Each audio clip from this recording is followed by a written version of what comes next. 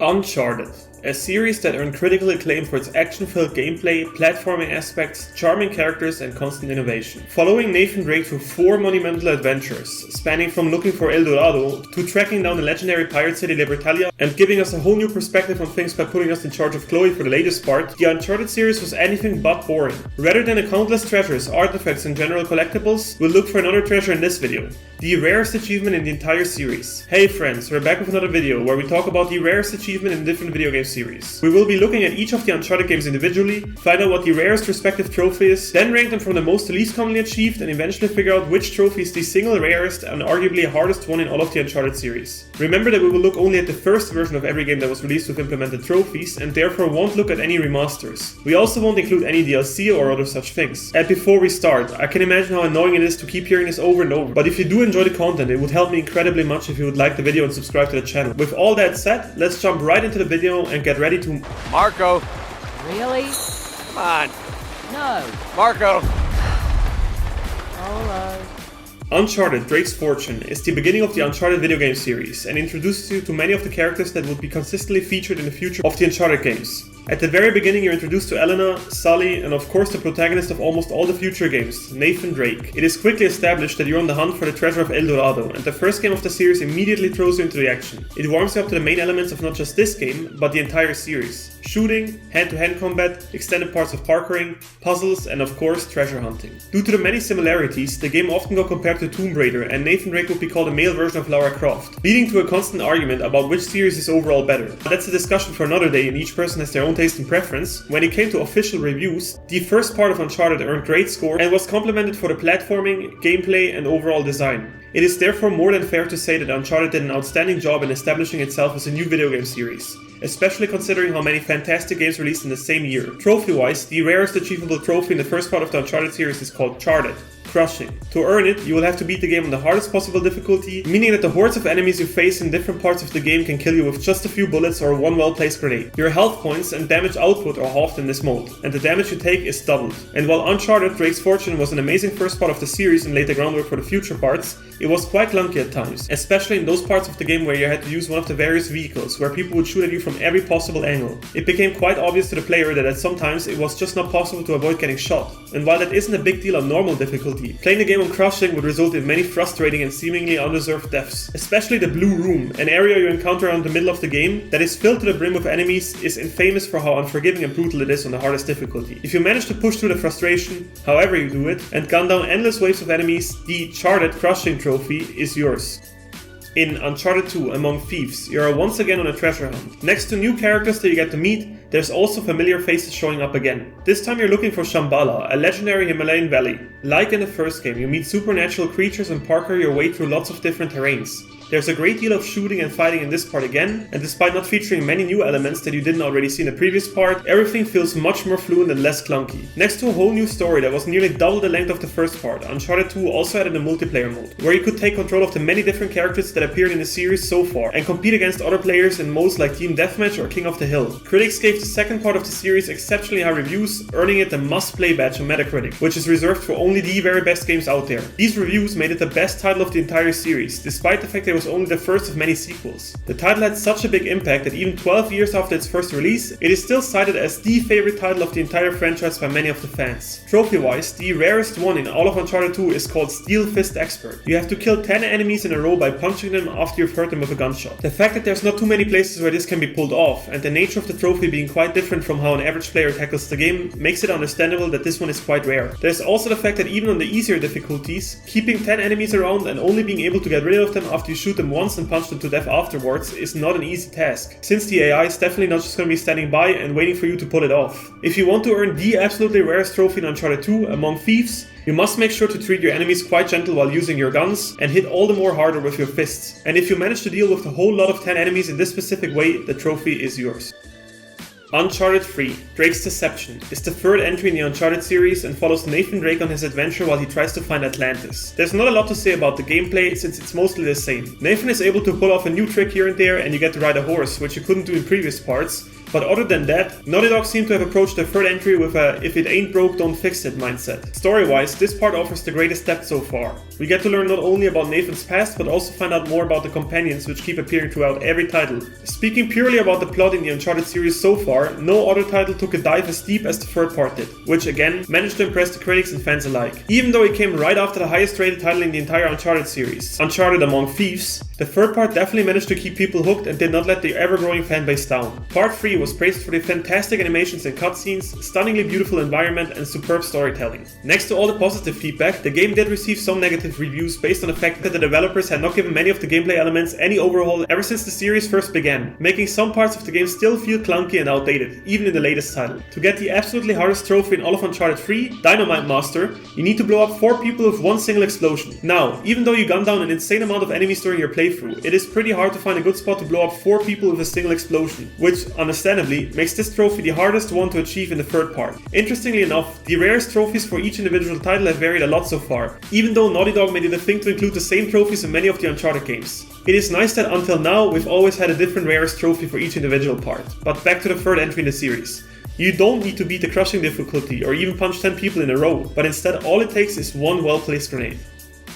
Uncharted Golden Abyss is a prequel to the first part of the series. In this title, we get to see Nathan Drake trying to uncover the dark secret behind a 400-year-old massacre, which happened during a Spanish expedition. Other than any of the titles we've talked about so far, Uncharted Golden Abyss released on PS Vita rather than the PlayStation 3. Critics complimented the story in the game, mentioning that it definitely does hold up to the other Uncharted games. The game also got praised for the fact that it's visually beautiful and makes good use of the unique features the PS Vita offers, making it a solid reason to purchase the handheld console. While the game mostly got good reviews, it overall has the worst review score out of all the series. Some of the negative things that were pointed out were that the game doesn't include the usual Naughty Dog genius, the fact that the features of the PS Vita weren't used to the full extent, and that the game felt like a B-team experience. And while the game didn't perform as well review-wise as the other titles did, the trophies didn't get any easier, since the rarest trophy in Uncharted Golden Abyss is the same one as in Uncharted 2, the Steel Fist Expert trophy. Like in Uncharted 2, the trophy has to shoot your enemies until they're weakened enough to die from a punch or two. This trophy is definitely tedious and annoying to achieve for the aforementioned reasons.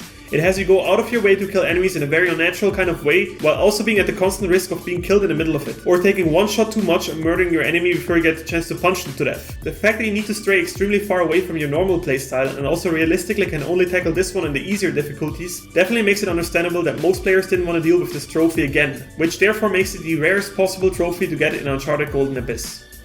After 5 years of the release of Uncharted 3, we finally got Uncharted 4, A Thief's End. It is currently the last entry in the Uncharted titles that follow the story of Nathan Drake, driving all kinds of vehicles around, hanging from ropes, buildings and cranes, and have a stunningly beautiful environment to travel through while looking for an enormous pirate treasure. Story-wise, it is safe to say that Uncharted 4 is the best entry in the entire franchise, giving the players around 16 hours of a rich and emotionally touching story, especially to longtime fans of the franchise. Next to a lot of familiar faces coming back, we also get to see an extremely fleshed out story about Nathan's past and see his brother Sam for the first time. The gameplay feels much more fluent, and from personal experience, there's barely any parts where it ever feels stale. Due to the big variety in weapons and different environments, you can use in unique ways to deal with your enemies. Uncharted 4 is an amazingly well-crafted ending for Nathan Drake's story that gives fans of the franchise a beautiful send-off by reminding them of the growth of Nathan throughout the series. We get to see how the cocky and careless Nathan Drake finally grows into an adult that becomes aware of the consequences of his choices and has to come to terms with who he is. Next to the single player, there's again a multiplayer with many different competitive game modes and a PvE mode where you need to take down waves of enemies and level up your equipment by doing so. Trophy-wise, the absolutely hardest challenge you have to beat is called Uncharted Speedrun, requiring you to beat the game in under 6 hours. To do so, you'll have to do your absolute best to rush through the game as fast as possible, meaning you need to take every possible shortcut, push through scripted events as hard as you can, solve puzzles with your 200 IQ, and mow down every enemy, no matter how big he is.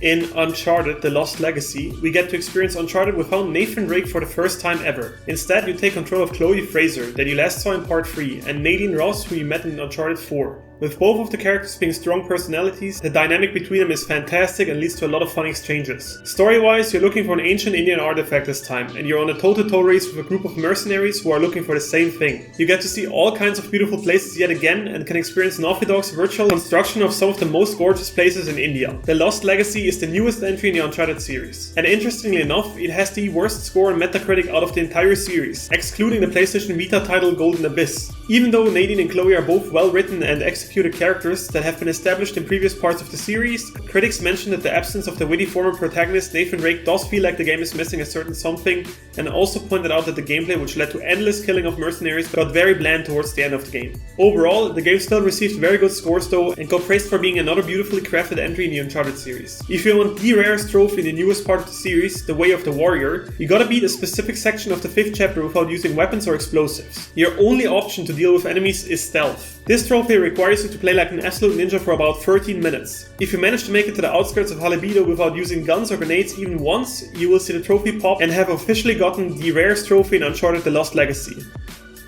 So friends, now that we've talked about each individual part of the series and their respective trophies, let's rank them from most achieved to least achieved, and figure out which trophy is the absolutely rarest one in the entire Uncharted series.